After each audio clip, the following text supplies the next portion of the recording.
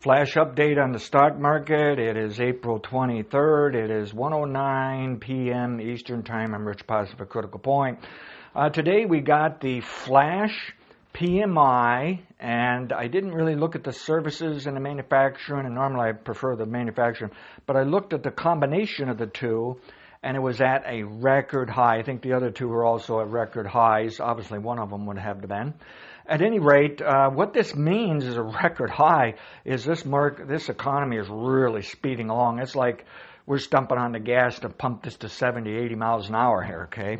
Now, the PMI then has a good correlation, positive correlation to GDP.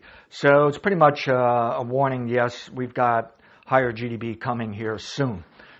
So the economy is moving, and I think that excited the stock market. Now, we also got a March new home sales report for the U.S., and it was at 20.7%, over 1 million new homes, okay, were sold. Good number. Now, that's a kind of number you got to be careful of. Sometimes it might be good, but doesn't really mean anything to the economy. May even mean the opposite that you might expect. But for the most part, that's a good number. The market liked it, and they're thinking, yep, this economy is just roaring right along, okay?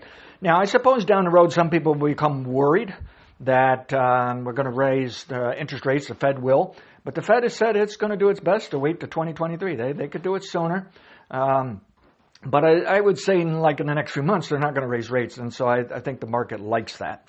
Now, the market also is shrugging off the capital gains tax rate, and it's just saying, hey, they're going to hike them. It's going to happen, but it might not be as severe. The Biden camp might actually be putting that high on purpose so they have some room to deal with all the political stuff that goes on, okay, and that they can bargain and lower it down. And Goldman Sachs believes they're going to put it at 28%, which had been a prior target for a tax hike. At any rate, I think, who knows for sure how that comes, but at least today, I think the market's saying, we really can't worry about that right now. And eventually, when you study your history, you find, well, heck, we've had high taxes for a few decades at a time. Stock market went up anyways. It's not like everybody said, well, that's the end of the world. Nah, it's never worked that way, and it's not going to work that way again.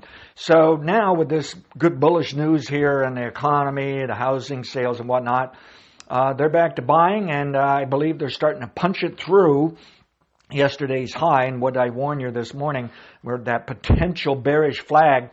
Well, punching it through, it's not enough to say that the bearish flag is going away. It didn't work, and it hadn't given a signal anyways. It was just potentially there, okay, a setup, if you will.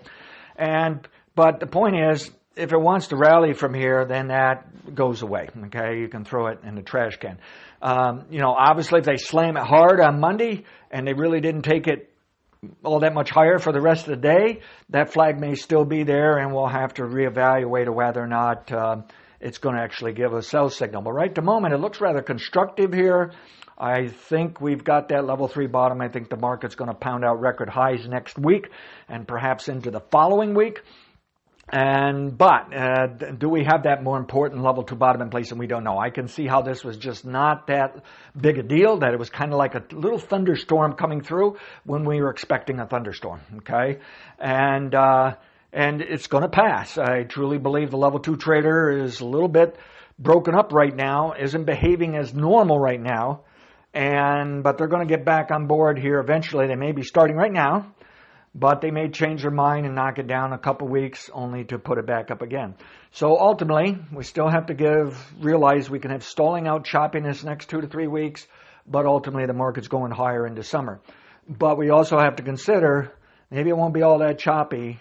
Maybe this is the best price right here, right now. I'd rather own stocks, and if I was trying to buy more in the level 2 and I'm worried what's going to happen in 2 weeks, I think I'd buy them now, put a stop under it, get knocked out, start over again, and then be on my way for a run up in the summer. And in that way, if they were ever to run this thing up by a huge amount here in a few weeks, just a week or two, when they knock it down, they may not necessarily knock it down any lower than what we've already seen. And you're already in, and you're ready to coast through here and make some money going into summer. So I like what I see. I'm giving it a thumbs up. Whether it's a level 2 or not, I don't know.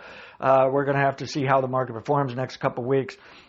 But we do know this is an opportunity for a shallow level 2 downtrend bottom, and it's a buy opportunity because it's the second most important type of signal during a year. At the very least, I'm pretty convinced we got a level 3 bottom in place, and it's at least going to be up for a few days next week. Past results are not necessarily indicative of future results, but anyways, I wanted to let you know that flag, bearish flag, is not working the way it should at the moment, but has not been negated. But I do think I like the news today. I like the price action. I think this is going to move higher for us. Thank you and have a great weekend.